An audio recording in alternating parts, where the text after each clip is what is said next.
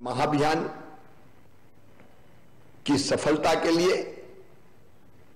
मैं जनता जनार्दन को, health workers को, पैरामेडिकल स्टाफ को, सभी जनप्रतिनिधियों को, धर्म गुरुओं को, सामाजिक संस्थाओं को, क्राइसिस मैनेजमेंट ग्रुप को हृदय से धन्यवाद देता हूं।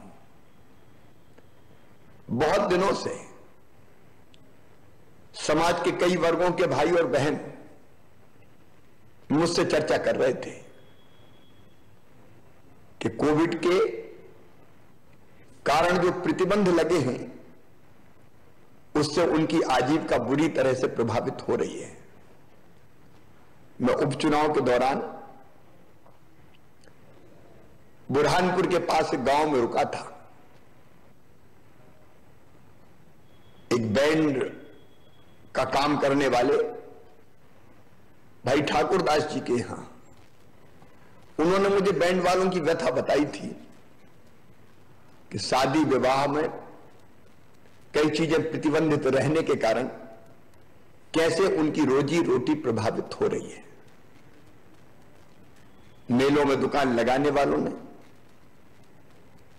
हमारे बच्चों ने जो पढ़ाई कर रहे थे, हॉस्टल में जाके रह के पढ़ाई करने वाले छात्रों ने, अलग अलग बिजनेस व्यापार करने वाले कई भाई और बहनों ने मुझे आग्रह किया कि अब परिस्थितियां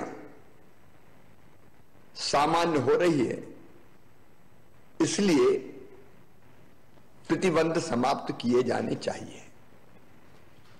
कल मैंने कोविड की फिर समीक्षा की और मुझे यह बताते हुए संतोष है कि आप सबके सहयोग के कारण कोविड का संक्रमण मध्य प्रदेश में अभी पूरी तरह से नियंत्रित है। आज भी जब मैं आपसे बात कर रहा हूं 7 पॉजिटिव प्रकरण आए हैं। एक्टिव केस कुल मिला के 79 पूरे प्रदेश में हैं। हमारे 47 जिलों में एक्टिव केस ही नहीं है। ऐसी परिस्थितियों में कल हमने फैसला किया कि कोविड-19 के दौरान लगाए गए सभी प्रतिबंधों को हम समाप्त करेंगे। प्रतिबंध समाप्त कर दिए गए, लेकिन एक प्रार्थना आपसे हाथ जोड़कर करता हूं, सावधान रहने की बहुत जरूरत है।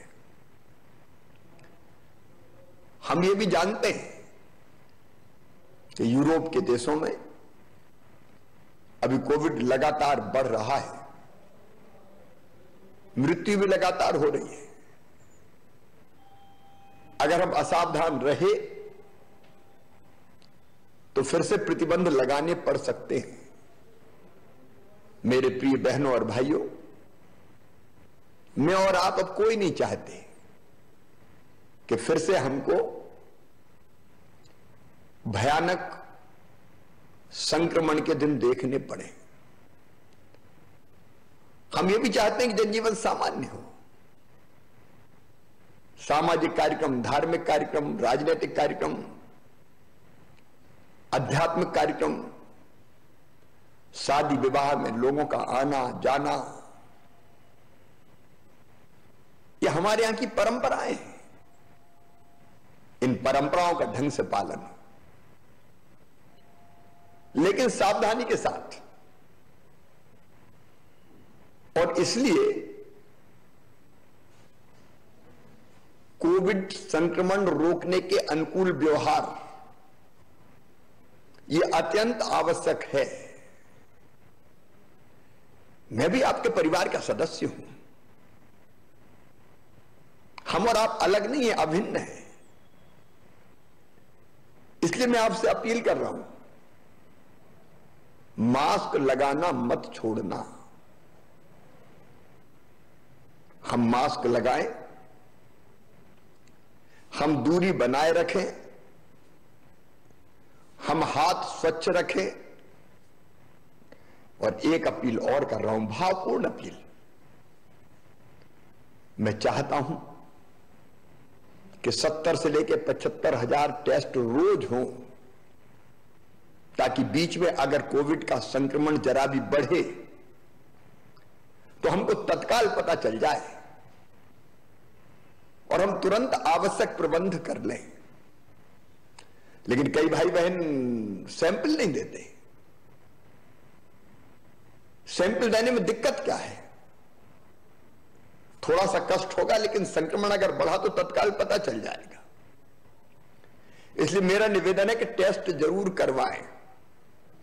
मैं स्वयं प्रति शुक्रवार के दिन सप्ताह में एक बार अपना कोविड टेस्ट करवाता ही हूं। सरकार मुफ्त में कर रही है, फ्री में कर रही है, आपको क्या दिक्कत है? अगर आप नहीं करवाएंगे और वो फैला तो पता ही नहीं चलेगा। मैं रोज समीक्षा करूंगा, सवेरे गहरी नजर रखूंगा।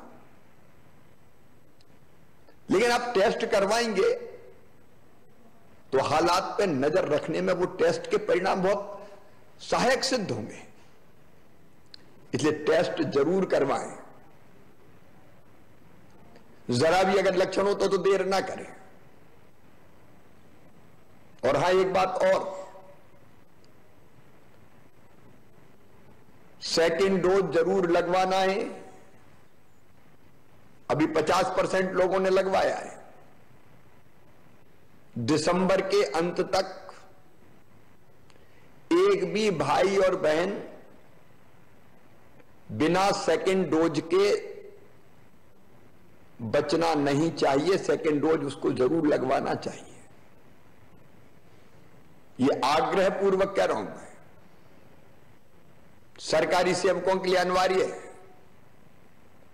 दुकानदार व्यापारी भाई, उनको लगवाना ही होगा, क्योंकि केवल उनके स्वास्थ्य का सवाल नहीं है। आपकी दुकान पे ग्राहक आते हैं, उनकी जिंदगी का भी सवाल है। और इसलिए स्थायी दुकान हो, मेले की दुकानें हो, हमारे शिक्षक भाई बहन हो, स्कूल में पढ़ाने वाला स्टाफ हो, 18 साल से ज्यादा उम्र के बच्चे हो, हॉस्टल में जो बच्चे रह के पढ़ रहे हैं 18 साल से ऊपर उम्र के, उनको लगवानी है। धर्मगुरु हो, सामाजिक राजनीतिक कार्यकर्ता हूं, स्वयंसेवी संस्थाओं के लोग हों, सबकी ड्यूटी है खुद भी लगवाएं और बाकी को प्रेरित करें।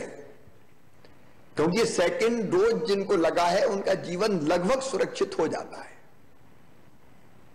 और इसलिए मेरी विनम्र प्रार्थना है, फिर से खुली सांस में बिना प्रतिबंध के सामान्य जीवन अब हम जिएंगे, लेकिन सावधानी के साथ। अब फिर से वैसी परिस्थिति हमको नहीं बनने देना है। 24 नवंबर 1 दिसंबर के दिन फिर महाअभियान है। लेकिन महाअभियान की प्रतीक्षा ना करें। रोज हम टीका लगा रहे हैं। कृपया करके टीका जरूर लगवाएं, ताकि हम अपने जीवन को पूरी तरह से सुरक्षित कर सकें। मुझे पूरा विश्वास है आप सबका भरपूर सहयोग मिलेगा और कोविड पे जो आज हमने नियंत्रण प्राप्त किया है वो नियंत्रण परमानेंट होगा। फिर से प्रतिबंध लगाने की नौबत नहीं आएगी। और हां, एक अपील और वो है ऊर्जा साक्षरता की। जितनी आवश्यकता है बिजली जरूर जलाएं। मैं अपने बहनों भाइयों को बताना चाहता हूं, खेती और घरेलू बिजली पर 21,000 करोड़ रुपए की सब्सिडी सरकार दे रही है, तब हमको ये बिजली मिलती है। जरा भी ज्यादा बिजली जलती है तो सरकार पर सब्सिडी का बोझ बढ़ता है, मतलब सरकारी खजाने से पैसा जाता है, मतलब जनता का पैसा जाता है। कोई अगर ये सोचता है कि मेरा क्या जाता है तो आपका ही जा रहा है। इसलिए फालतू बिजली ना जलाएं। बिजली बचाना बिजली बनाने के बराबर है। इसलिए इसमें भी आपका सहयोग चाहिए। बहुत बहुत धन्यवाद।